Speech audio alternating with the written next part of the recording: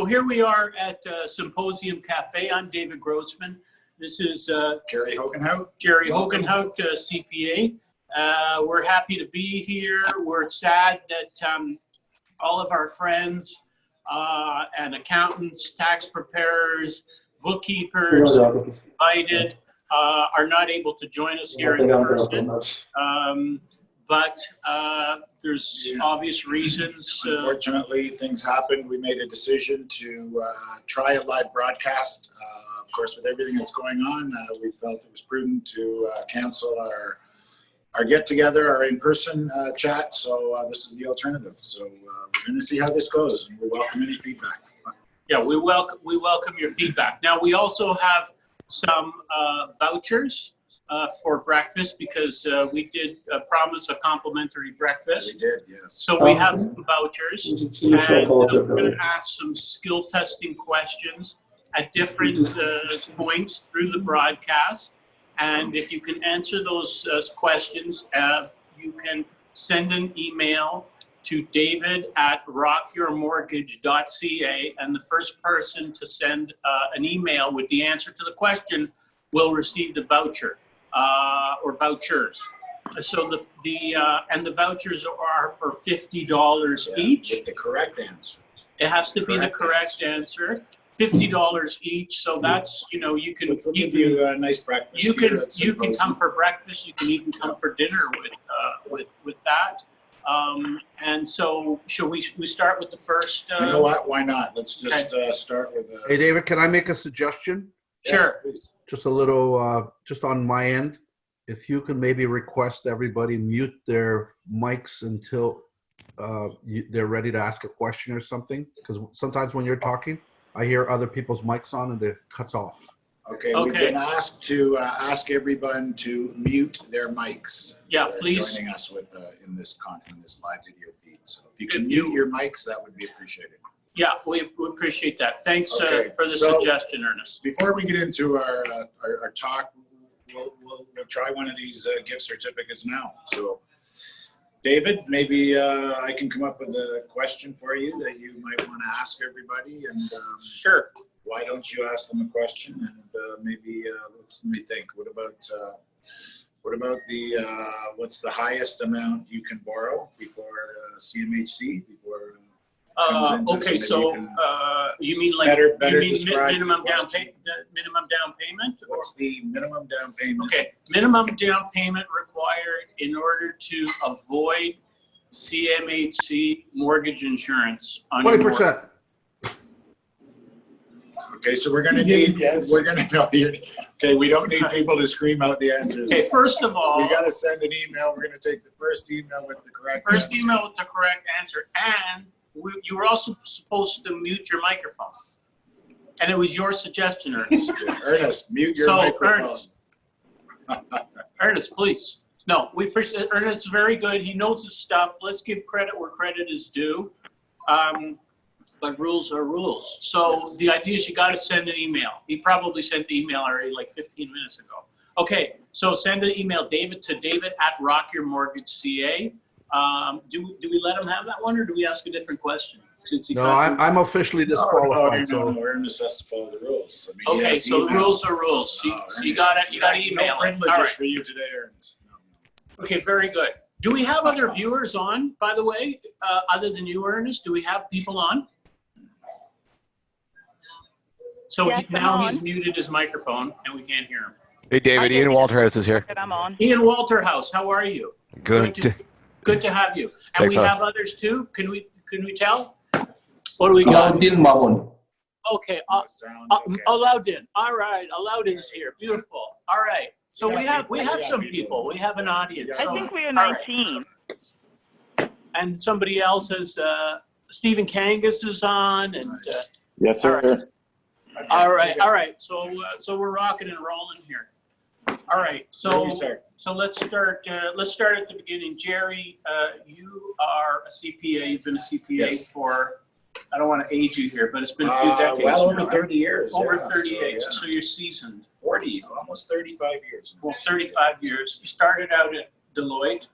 Yeah, more Deloitte. I can. Yeah, go ahead. Tell us about yourself. Yeah, I mean, today's seminar was part of my session was to introduce myself and explain my background, what I do. So I'll just start by very brief. I'll keep it brief. So I am a CPA, chartered professional accountant for 35 years now.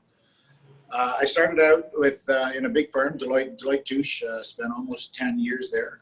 Worked in their tax department. Great foundation for learning tax and accounting. After which I chose to leave the big firm and set up my own practice. And that has served me well. And from that practice, again, to make a very, very long story short, I added financial services to my accounting practice, which by far was the best business decision I've ever made in my life. And I'm here to share that story with third parties, predominantly accountants. I work with a lot of accountants in this area. I work with bookkeepers, non-designated tax preparers, mortgage agents, many people. I target businesses in the financial service industry that have a dedicated client base. Okay, so when you say you added financial services, do you mean like more specifically, are we talking about investment opportunities, investment services? Yeah, both financial services and investment opportunities. And it really started when I left Deloitte Touche and set up my own practice. I was just simply operating a tax practice, but I found it very interesting that a lot of my clients, a couple of things happened. One, my tax clients would ask me about investments, even though I had nothing to do with investments. They were just, accountants are looked at as a source for that type of information, questions. So I had all these clients come to me and ask me about, somebody wants me to invest in this. What do I think? And it could have been very easy for me to say, well, I don't know, because I'm not in the investment business at that time. But I chose to dig deep, find the answers, give them the best opinion I could, even though I wasn't working in the investment industry at the time. And I helped the clients, and the clients appreciated that. And they came to me like they come to all accountants. I'm sure many of my colleagues out there experience the same thing, where their tax clients come to them asking about investments. And so I helped them, and I found that there was a lot of trust.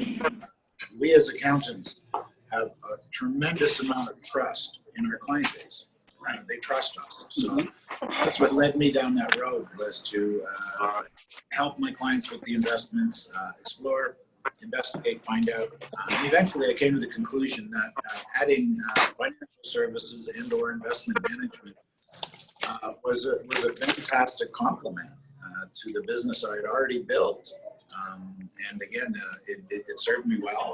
It's been a long journey.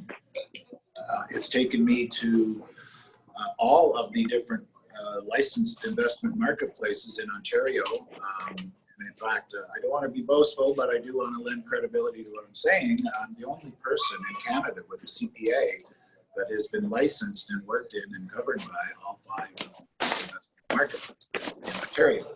Gerry, I know you say that the investment landscape out there is broken, right? You have all these different silos, people operating in different spheres, whether it's mutual funds, stocks and bonds, mortgage investments, private equity, and they don't talk to one another. Can you tell us more about that? Yeah. So to say I'm an advocate. I share what I learned from the investment industry. I say the investment marketplace is broken. That's a strong statement. Is it broken? I am very critical of how investment advice is dispersed. Okay, and to better explain that, really, for someone to better understand what I'm trying to say, they really need a better understanding of investment works. I'll try to keep it simple. Picture this might be a little extreme. Picture a tennis court. We're looking down on a tennis court. Okay, we have 2 sides. We have a fence in the middle. Okay, we got 2 sides. The entire tennis court is the investment. One side of the fence, we have what I call regulated. Hold on. Can you please mute your phones or computer, please, because we're hearing a little background noise. Could you please mute your phone? I don't know if that's Stephen. Please mute your phone or your computer. Thank you. Sorry, go ahead. No worries at all. Thank you. So again, I'm going to try this. Picture a tennis. You're looking down on a tennis court. Okay, we have a net in the middle. We have two sides on the net. On the one side, we have what I call the traditional regulated investment marketplace. And there's 5 separate licensed marketplaces within that side of the fence. MFDA, the mutual funds, is 1. IROC, the stocks and bonds, there's 2. We have private equity in the exempt market dealer, that's 3. We have mortgages, 4, and insurance, 5. So those are 5 separate, regulated, different marketplaces on the one side of the tennis court. I call them silos. They don't work well together. They grab a client, they keep them in their silo. So I learned that by working in all those 5 industries. But on the other side of the fence is a whole other market. And again, look at that tennis court. On the left side, we have the 5 regulated marketplaces.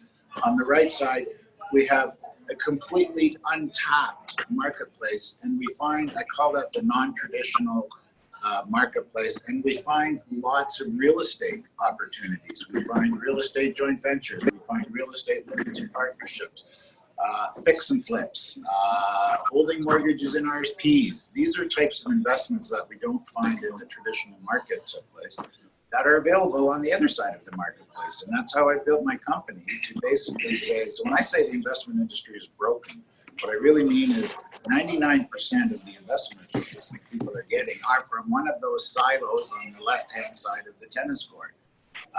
And there's so much more that's available that most licensed financial advisors can't provide their clients. Please mute your phone out there. Please mute your phone. Thank you. Sorry. So there's lots of other opportunities out there. You're talking about real estate. I know you're a big proponent of real estate. Can I ask you, why do you like real estate? Well, for obvious reasons, real estate is a preferred investment choice, but it's not even that I'm bullish on real estate. My whole business philosophy is trying to protect capital before chasing returns. Okay? Many in the industry chase returns. So I try to protect the capital first, and then we go after returns. Real estate, I find, is a very good way to accomplish that. Now, real estate is a very broad term. Okay, so when we say, I'm a real estate investor, well, what does that mean? Okay, real estate, you can be, real estate, residential or commercial, domestic or foreign, high end or low end. I mean, there's many different variations of real estate. My preference is residential real estate, multi-unit, within a 2-hour radius of Toronto, not in Toronto for certain reasons, but outside of Toronto. The 2-hour radius outside of Toronto, you draw, you go from London to Kitchener to Owen Sound to Orillia to Peterborough, that whole range outside of Toronto, investing in multi-residential units is to me a very safe avenue. And we find a lot of those opportunities in not only the non-regulated marketplace, but also the private equity. It's a great way to protect capital, especially given what's going on. We've all experienced what's happened in the last couple of weeks with this coronavirus. Look what's happened to the stock market. I mean, it's just getting decimated. When you compare that to what's going on in the real estate industry, especially multi-unit real estate income trusts, one of my favorite investment products, they've been untouched. It has affected those marketplaces. So when we're trying to protect capital over chasing returns, again, I like real estate as one of those asset classes. Okay. So I got to ask you some questions sometime. Okay. Well, do you want to ask me a question now? We're talking about real estate. Okay, sure. So why don't we switch gears for a little bit? Why don't you tell us a little bit about some real estate finance? So you're David's a mortgage broker. I use David within my company structure, Canadian Investment Services. And actually, before I ask you the question, I want to share with our audience. Back when I started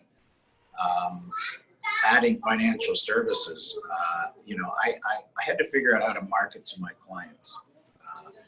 And one approach I took was to get a database of my tax clients. I'd ask them when their mortgages, create a database, you have a mortgage, when is your mortgage due? And as their mortgage came due, I asked my tax clients to send me a copy of their mortgage renewal offers. And at the time, I would use a mortgage broker to review that for the client. So it was an added value service. And so it worked out really well when I had a mortgage broker review those renewal options. And in most cases, probably 95% of the time, the mortgage broker helped the client, not even changing institutions, staying at the same institutions, but saving half a point on the renewal. So I found a relationship with a mortgage broker to be extremely beneficial for building trust and value in my client base. So I see a huge value that a mortgage broker can bring to accountants, to clients. So maybe you can explain the role of a mortgage broker. What type of lending do you do? Sure. How do you help these clients? Okay. Because I know you've helped a lot of my clients. So Okay. why don't you explain maybe? Tell us about you. Okay. All right. Thanks, Gerry. Thanks for the question. Yes, I've been working in the mortgage business. I've been an agent for 15 years. I upgraded my license to broker last summer, August 2019, but I've been operating independently for the last 15 years, basically, and finding my own borrowers and lenders. Some of the lenders we deal with some banks and credit unions that a lot of people have heard of, TD Bank and others.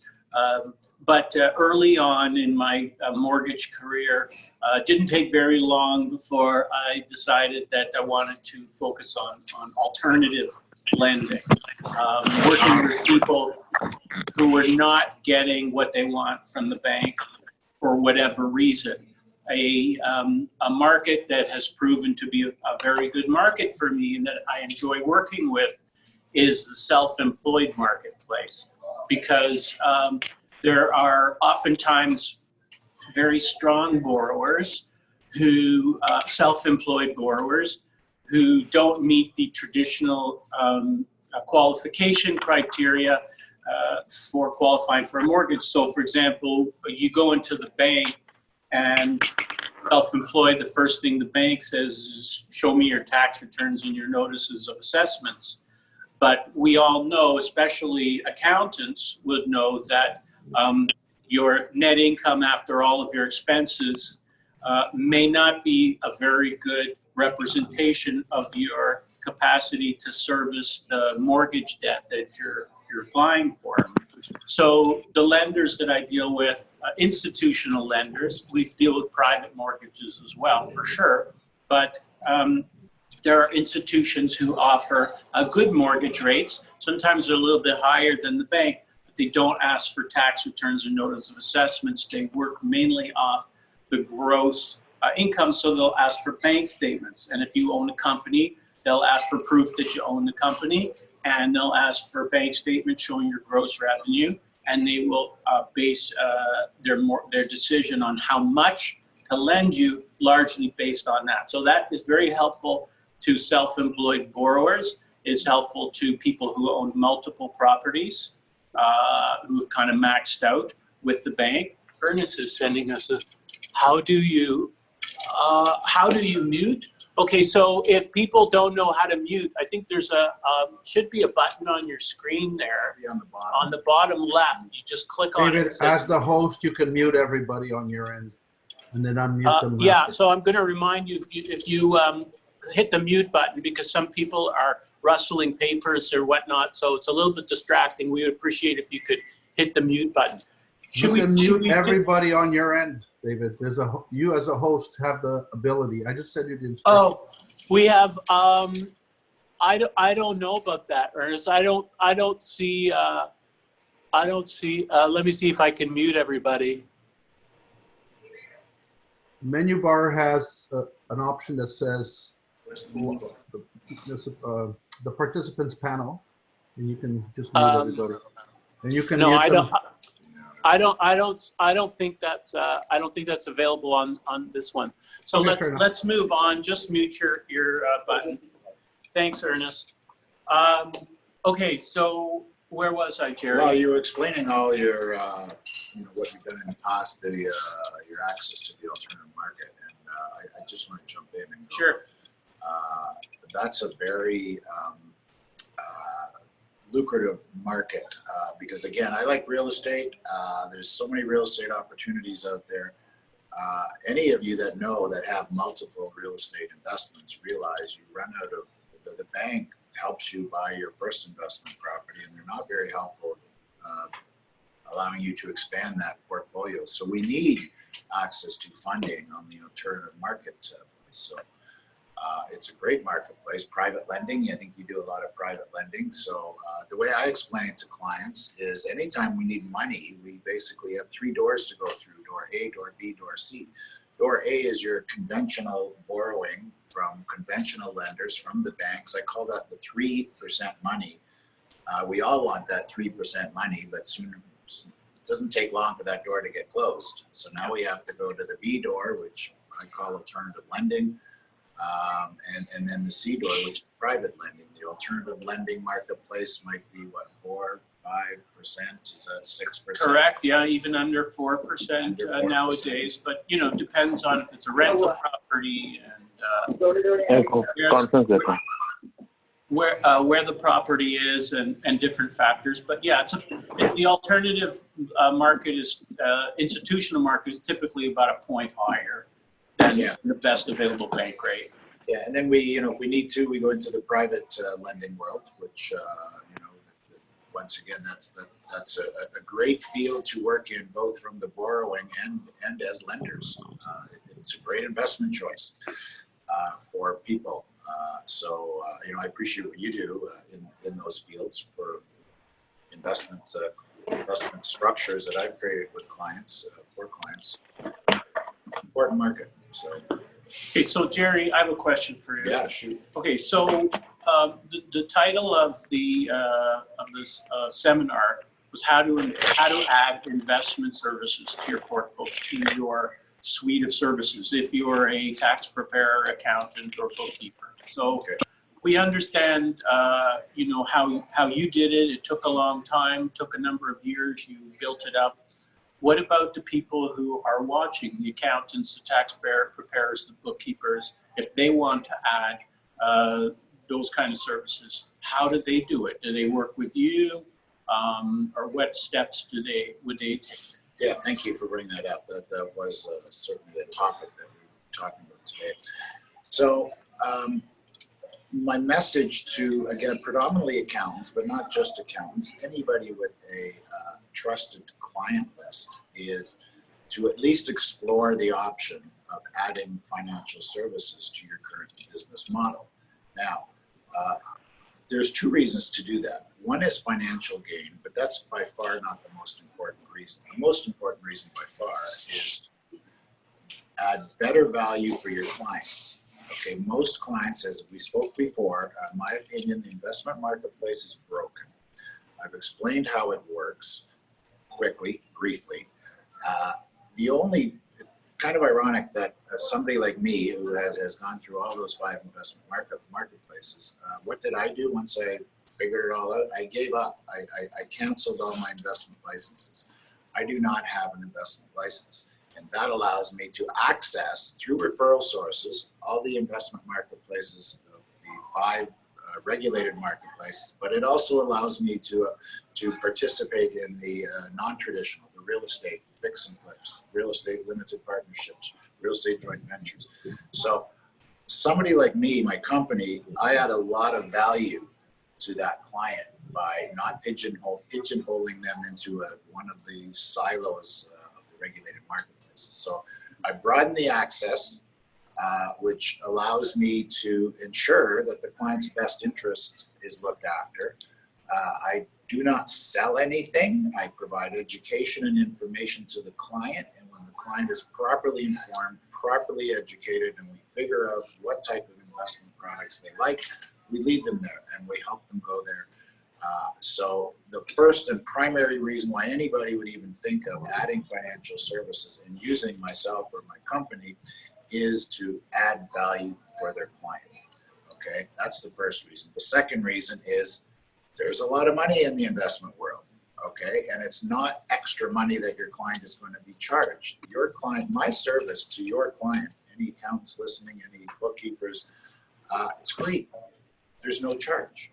Okay, because what I do, again, I educate the client, I provide them information, we make sure we figure out where they want to be, what investments they want, and then I go to my referral sources, I find them the products, I negotiate my fee from the licensed agent, so it doesn't cost the client any extra money. And that way, I always say my clients are always invested in financial products that they want to be invested in, that they choose to be invested in, not invested in a product that somebody has sold them. Okay, so that's a big difference with the way I operate my business. And I add that value to any third-party users. I have a very good referral program that I share revenues with the third parties that use my service. It's very lucrative. It's a fantastic secondary income stream for all these third parties. And many of the accountants I work with, their time commitment is zero to the investment marketplace. I look after everything. Now, with that said, an accountant can be as involved as they want to be. They want to get involved, learn everything that I'm willing to teach their client. They're welcome to join. Most accountants are busy, okay, so they don't have the time. So for those accountants, I can, we just work on a referral business. I look after the clients. I make sure they're properly looked after. And that's a big statement, because back to the regulated license play, the one problem when people ask me what's so wrong with the marketplace as it is, I'm sad to say the fiduciary responsibility for a licensed rep, a licensed investment rep, is not to their client, which is sad. Their fiduciary responsibility is to the company that licenses them, which means the company dictates what that licensed rep is to sell. So it becomes a sales process more than an investment management process.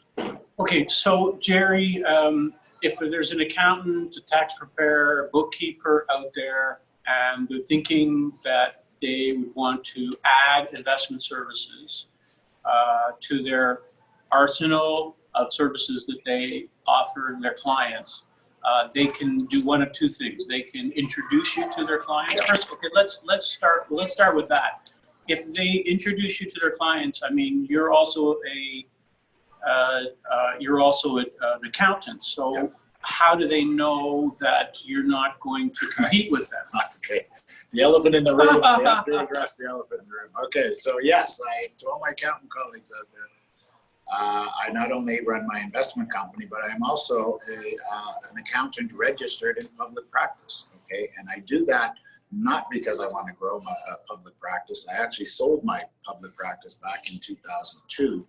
The only reason I'm still registered as a public accountant because our CPA Association told me I had to, even though I'm only doing tax returns for my investment clients. So that's why I'm still registered in public practice. But to deal with the elephant in the room, and I get this a lot from my fellow accountants, can we trust you with our clients? Okay, well, first and foremost, 100%. Never, ever cross that line to take an accountant client. My business model is designed that the accountant, so if I work with an accountant's client, that client remains the accountant's client. It's not my client. It's your client. It always will be your client. I will never take that client. I will never give your client tax advice. Okay, that's not my role. In fact, if anything, I strengthen the relationship that you, the accountant, have with their client, because you, the accountant, and myself, we become a team for your client. Okay, you're providing the tax service, I'm not, and I'm providing the investment service. And there's just a level of trust. I would never, ever, ever cross that line as far as taking an accountant's client or doing anything to damage that relationship. If anything, I strengthen that relationship. Okay, very good. And I can personally say that working with Gerry, his clients and mine, I mean, I'm not an accountant, so we don't compete in that sense, but lot of integrity, Gerry. Thank you. Working with Yeah. Gerry for these last few years. If Gerry says something, he's good on his word. I see 2 hands up. I'm just gonna, we got to tell you guys, this is our first time doing a broadcast of this kind, so please give us a little bit of latitude. We're so grateful if you have tuned in. Let me see if we can figure out how to address these hands up. What is this? Raised hands, Stephen Kangas and Ernest. So, Stephen, do you have a question? Nope, I'm okay. No. I can't turn off No. the handle. Okay. All right. Very good. Ernest, did you have a question? You've addressed it. I apologize. I'll put my hand up. Okay. No sweat. Great. Okay. So Thank you. we're doing well. Okay. I should ask you some questions. Okay. Sure. Go ahead. Okay. Anyway, maybe again, I work with I do a lot of real estate structures. Maybe explain difference between commercial mortgages, residential mortgages, because I know I've experienced that with you, and there seems to be different lending criteria. Why don't you tell our audience? Okay. So we do a variety of mortgages, residential, both residential and commercial, and whatever the people need. There's a lot of reasons why people are not getting the mortgages they want from a bank. So if we take commercial, first of all, you go to the bank, right? Because I'm gonna frame this in terms of alternative lending. Okay, so you go to the bank. The people at the bank, they may be very nice, okay, but to find the right person, let's say, to handle a commercial transaction, I mean, it takes time, and they're bank employees, so they're going to be representing the interests of their institution first and foremost, and their rules are strict, right? Their rules are very strict. We deal with people sometimes. They see an opportunity out there to buy, let's say, a building. It could be residential, it could be commercial, and maybe it's an investment property, but it's not tenanted, right? It could be in very rough shape. They see an opportunity to go in, buy that property, fix it up, and then either tenant it or sell it. Well, the banks, again, generally speaking, are almost exclusively speaking, they want to see income. So they're going to say, well, where's the income on that property? How can we finance a property if there's no income? Well, it doesn't take a tremendous amount of imagination to look at the situation and say, oh, okay, you believe you can fix this property up and improve the value of the property? Okay, well, that makes sense. What's your experience doing this? Have you done it before? Where is the property located? Is it in a good area? It's not rocket science to see what the value of the property or the rents would be if it was fixed up and improved. So we deal with lenders, as I said earlier, both institutional and private. So we will always try and get people the lowest cost money. Sometimes speed is very important. And if whenever you deal with an institution, any institution, they're going to want to see more paperwork. Maybe you have a quick closing on an opportunity, a property that you can buy quickly at a low price. You need a lender that can move quickly.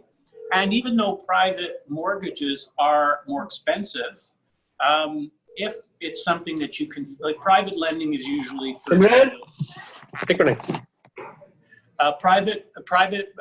lending is usually for transition. So if you buy a property and you can fix it up in 3 to 6 months, it may make sense to use private money. And then once it's tenanted, you can then refinance with an institution. Was there a question out there? Where's your piece? Question? Okay, if there's no question, question. Somebody's mic's unmuted and there's voices in the background. Somebody's. Okay. All right. So if you have a question, you can raise your hand.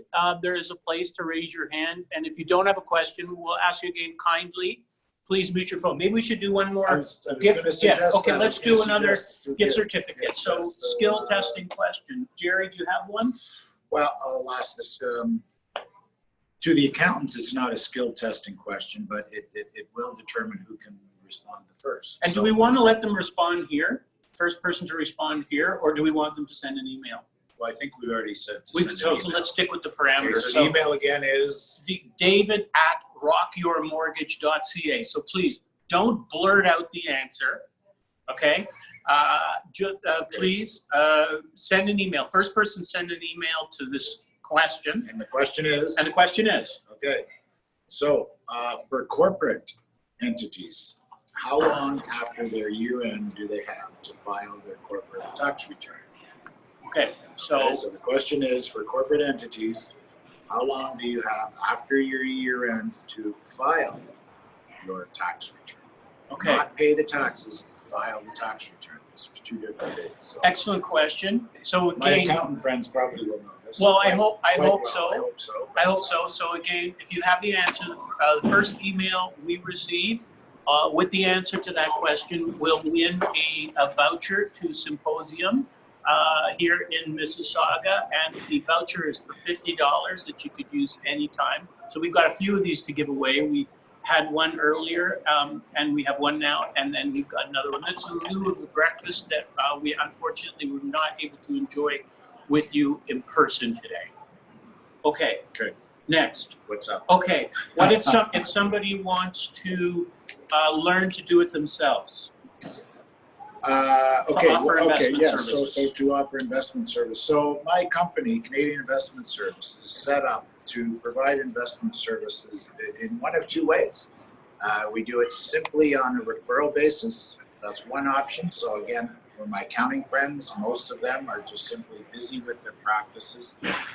They don't have time, but they do appreciate that I can better serve their client and I pay them referral fees. So for those people, we just simply do it on a referral basis. We also, I also deal with a lot of businesses that want to provide this service. They want to get into this. They want to learn. And for those entities, I'll help them. It's a process. I'm not going to teach you overnight everything you need to learn about this industry, but I work with lots of people. I encourage people. Okay, my company, Canadian Investment Services, I have people that use that brand.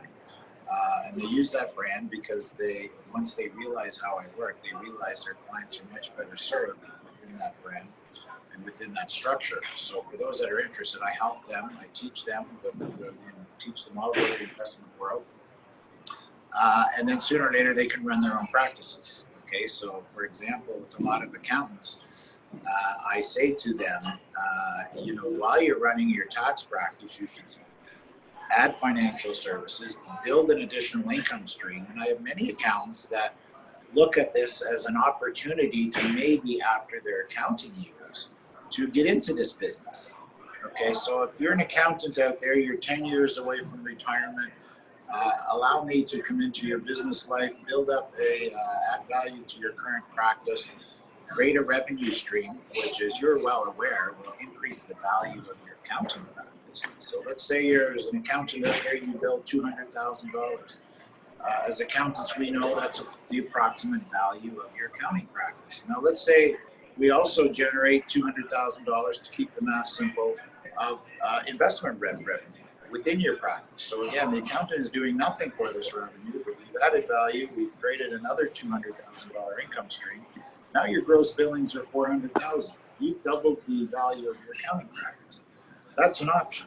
Or you sell your accounting practice and you keep the investment business. Okay, that's an option. And you can retire if you wish, and I'll keep managing those investments and I'll keep paying you. You can also retire and you can get into the business. And those are your clients. You take your clients, you get into the investment business. Many accountants I deal with, we start off on a referral basis, and then they realize there's good value here, and we put an investment advisor within their practice using the Canadian Investment Service model. So that person, I'm going to teach everything they need to know about how to properly run an investment management firm. So I work kind of either strictly on a referral or I educate the person and then we set them up to provide their own investment. Now we have to be very careful because if you recall, I said before I gave up all my investment licenses. Okay, so that's a very important part. Without an investment license, I cannot recommend an investment product. I can't facilitate an investment product. What I can do is provide information, education, so the investor can come up with their own solution. And that's a big difference, okay? And that's why I say, and that to me, that's a much better model to provide financial services and investment advice. Okay, so I think if you're an accountant, tax preparer, or bookkeeper, or anyone, Real estate agents. real estate agents, insurance agent, mortgage broker, anybody in financial services, or somebody with a database who would like to offer investment services to their clients, you should talk to Gerry. Yeah, it starts with, thank you. It starts with, if there's any interest, it starts with better understanding what I do and how I do it. So before you even make that decision to add investment service, I suggest to you to reach out. Let's sit down and talk. I really need to educate the third-party user about how I do business, what I do, at which point they'll have the information necessary to determine if they should add value to their current practice. Okay, if I'm an accountant and I say, you know, this sounds really good, Gerry, you seem like a really good guy, you have experience, you know what you're talking about, and I'm considering introducing you to my clients, will you sign a non-compete agreement? Well, of course, absolutely. Yeah, so basically the process, so maybe the question could be, how does the process start? Okay. Okay, so, you know, I've yet to deal with an accountant that just says, here's my client base, Right. go get them. It doesn't happen, okay? Those accountants that work with me, we start with one client, okay? That's where it starts. So the accountant gets a good handle on how I work with that client, and from there it expands. Again, when I added financial service, it was kind of funny because my first license was first licensed in the MFDA world with a company called Regal Capital. And it was kind of funny because, you know, I finally got licensed, and to my accounting friends out there, you can appreciate the regulatory minefield that I went through. I don't have time to explain it all, but I'm glad to tell you on a one-on-one. To get licensed on the investment side and be registered on the tax side was a nightmare. But anyway, I got through it, solved it, figured out how to do it. And so my first license was with a company called Regal Capital. And the first thing they tried to make me do was go through all these sales seminars. This is how you sell. And I said to them, I don't sell stuff. I don't want to know this stuff. I just want to provide the service. And they kind of said, well, you're not going to succeed if you're not going to learn how to sell stuff. And I said, well, you know, I'm an accountant. Accountants don't sell. I just want to add it to my accounting practice. And so they licensed me. I didn't participate in all their sales processes. They wished me well. And at the end of the year, they called me to tell me I was number 2 in Canada. And, For not selling, that's pretty good. and they were just blown away. They said, how in the world did you end up number 2 in Canada?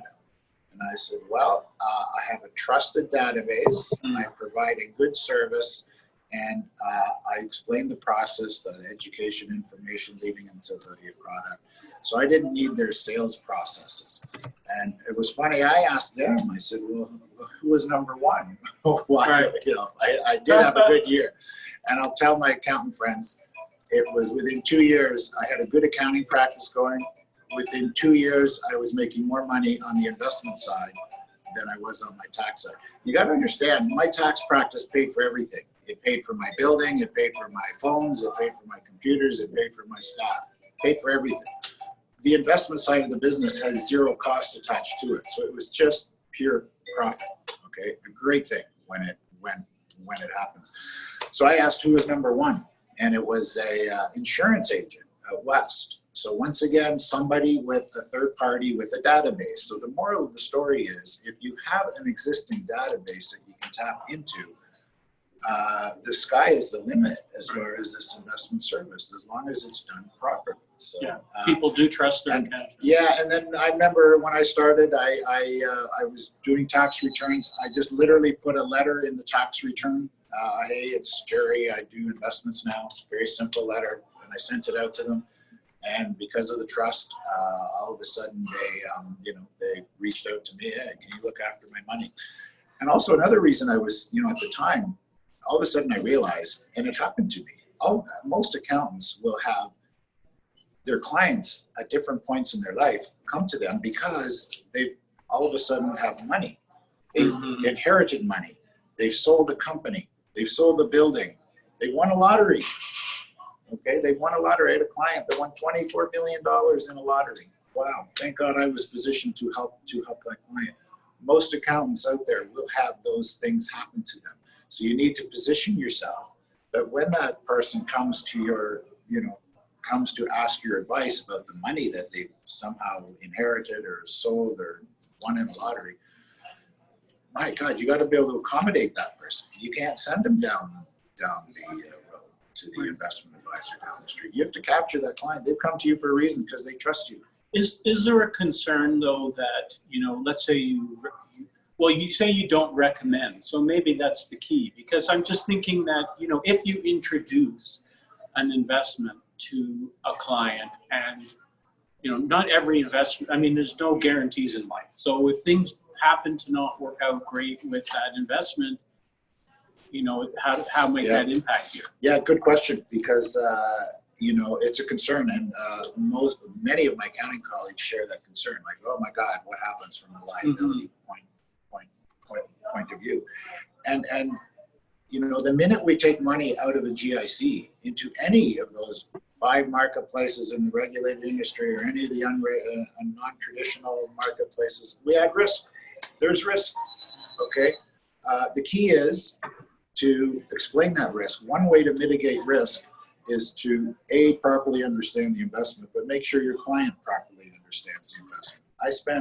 When I talk to a client about a possible investment, I spend half of my time talking about the good, and I spend the other half of my time talking about the possible bad. Okay, so the client knows. The worst thing that can happen to a client in an investment is something happens that they're not aware of. And that's where the problems start. I can't guarantee any investment. We're not allowed to.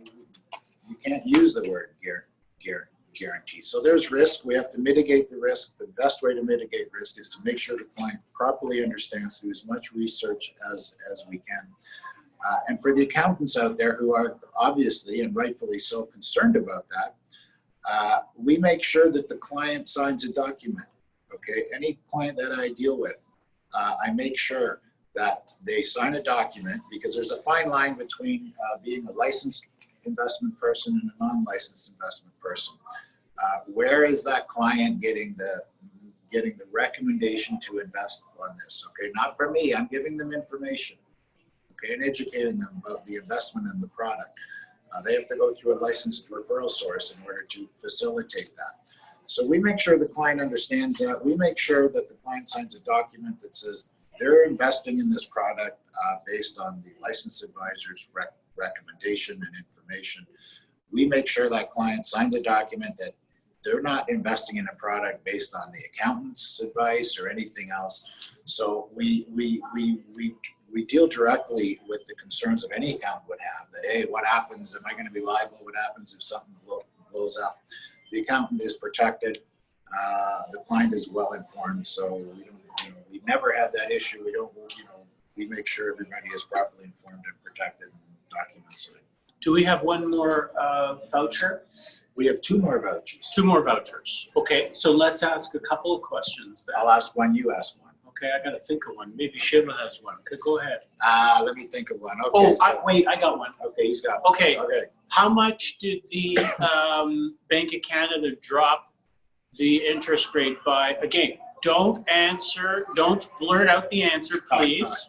We would kindly ask that you send an email with the answer to david@RockYourMortgage.Ca with the answer, and the first email we get with the correct answer will receive a $50 gift voucher or a voucher to Symposium Restaurant. That's in lieu of the breakfast that we sadly were unable to enjoy with you in person today. Hopefully this Corona thing will be behind us before too long.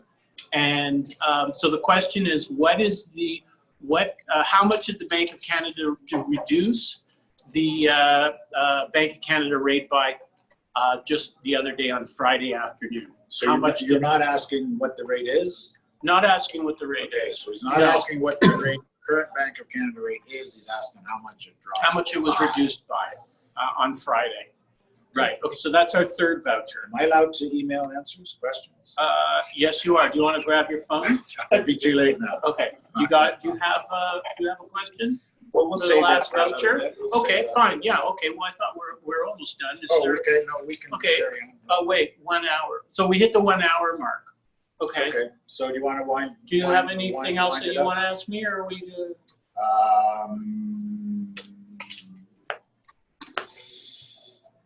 You want to talk a little bit about private mortgage lending, or? Well, I've touched on how private mortgages are different. I'll just mention one or two. I don't think I talked about mortgages for seniors. The banks don't like lending money to seniors, even if they have a ton of equity, because reputational risk, I would say. Nobody wants to foreclose on a senior. And so there are products for seniors, reverse mortgages, and other ways that they can get equity out of their house, and people who have credit issues. So and nowadays, I hate to say this, I don't want to seem very opportunistic, but the reality is that nowadays, with what's happening with the coronavirus and so on, some people are going to be coming up short. I think the government is stepping in to offer certain subsidies to people, saying stay home and we're going to make sure you get paid and so on. And the institutions are going to be stepping up as well, offering people an opportunity to skip a mortgage payment or maybe more mortgage payments. This is going to be happening, but the reality is when the economy is hurting and if some businesses are hurting, some people are going to have trouble and they may need to take equity out of their house. If there's equity there, there's people who will loan on it, undoubtedly, as long as there's an exit strategy. And the exit strategy, of course, is that we hope this whole thing is going to blow over before very long and things will be able to get back to normal. But really, if there's any reason people need mortgage money and traditional lenders are not stepping up, we're happy to assist. Cool. Okay. Okay. So do you want me to? Yeah, kind fourth of one? wind Yeah. it up a bit, or? Yeah. Did we do the fourth? No, we haven't voucher? done the No. fourth one, so we'll do the fourth one now, and then I'll kind of close it Okay. up here. So, what should I ask? Okay, so this is an easy one for the accountants. Other people, they have to think twice. What is the tax return filing deadline, the personal tax return filing deadline for somebody with self-employed income on their tax return?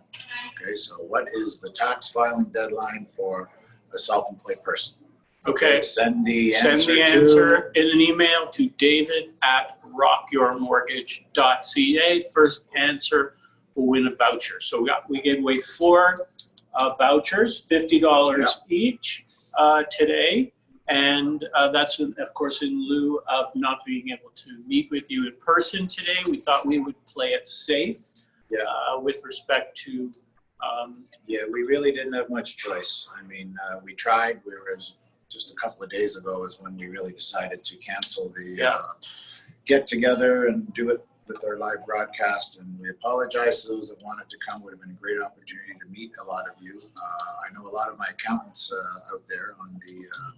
We have a chat line, PPDL, and many of us have never met. We've just talked on the computer. So today was going to be a good opportunity to meet a lot of those people. If I can kind of close it up a little Please bit. do, Chair. So I just want to, my message is to all these third-party users, whether you're some referral or whether you do or provide the investment service yourself. I find most accountants are very quick to not get involved. Very quickly. No, I'm not interested. No, I'm not interested. And I understand all the reasons. I am an accountant. I walk in your shoes. I understand all the reasons why you would say no. But I do find that a lot of times it's a very uninformed decision. So I would suggest to everybody, accountants, bookkeepers, non-designated tax preparers, mortgage agents, real estate agents, okay, real estate agents. I do a lot of work with real estate agents. Let me just touch on real estate agents for a second. There's a perception real estate agents buy and sell houses, okay? Real estate agents are experts in the real estate market, which that's how we perceive a real estate agent. Why doesn't real estate agents talk about real estate investing? Okay, real estate agents have the golden opportunity that we would all want to have a client.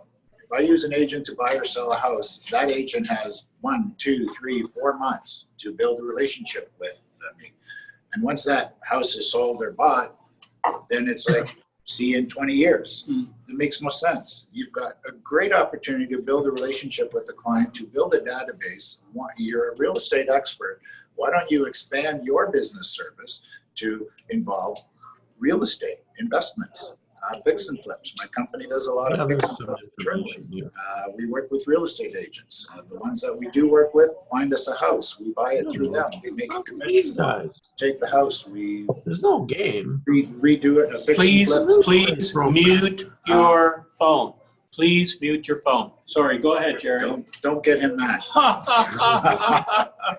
Anyway, real estate agents.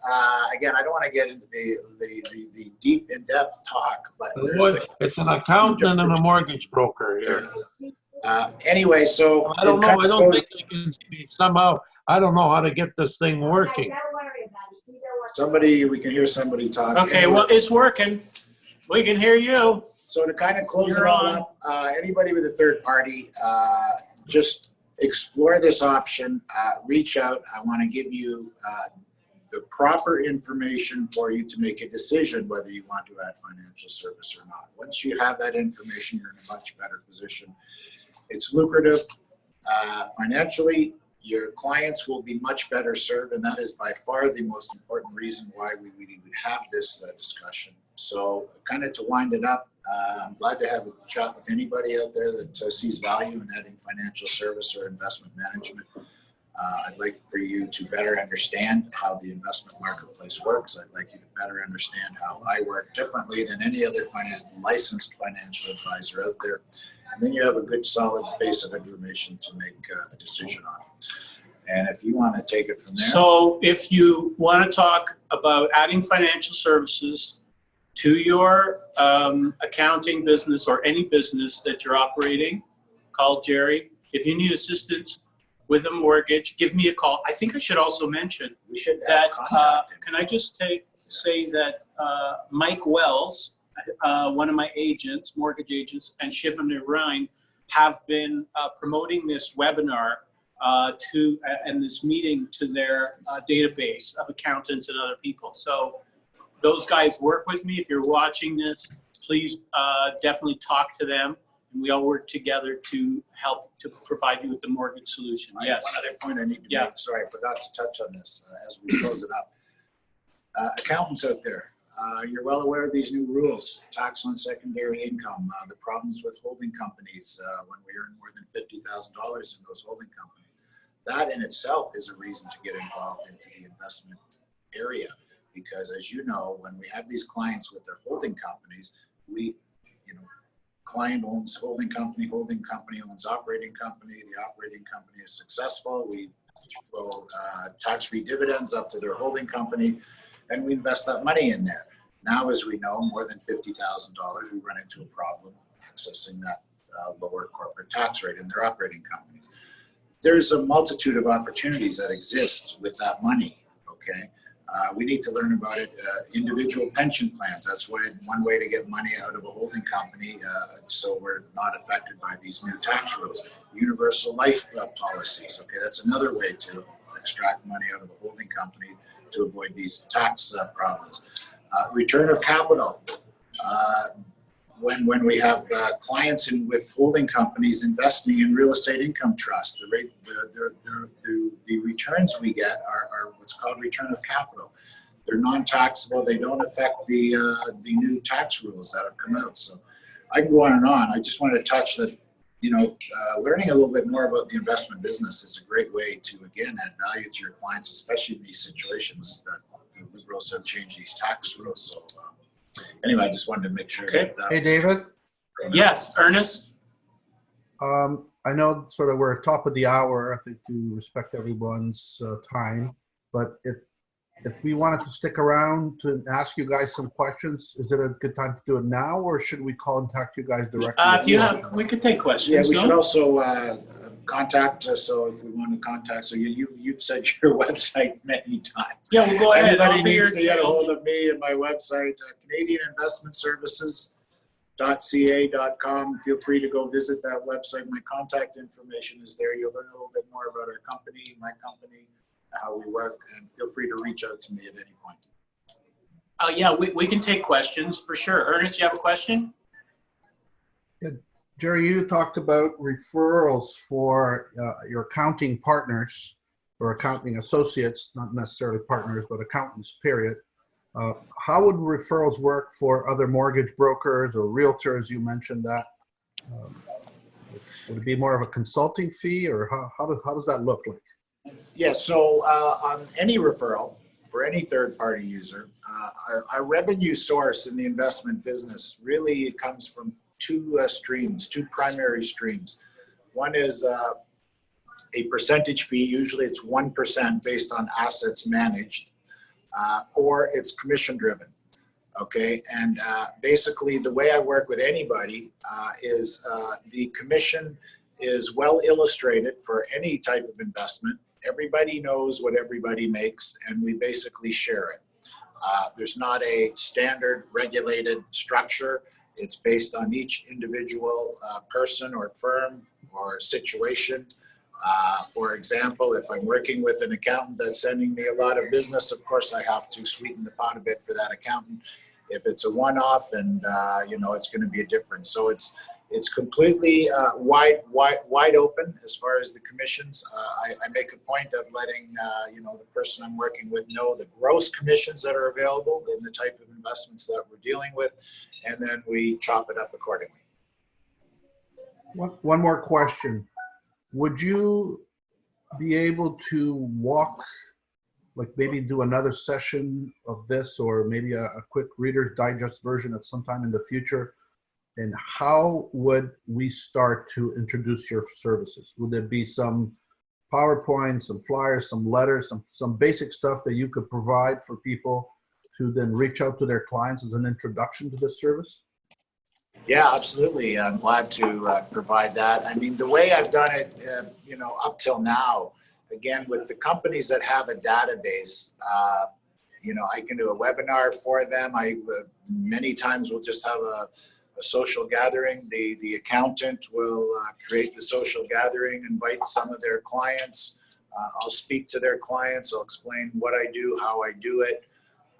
So that's usually how we start the process. And also some of the accountants I deal with just start with one client. I've had one, I remember the first time accountant says, Gerry, I need to, I appreciate everything you're saying, but I really need to get an independent opinion on what a client would think of you. So he picked one of his clients. I met with that client. The accountant went back to their client to see what they thought. And that's how we started the relationship. So there's many different starting points that we can pick, but something very generic is obviously available, yes. One final question, Gerry.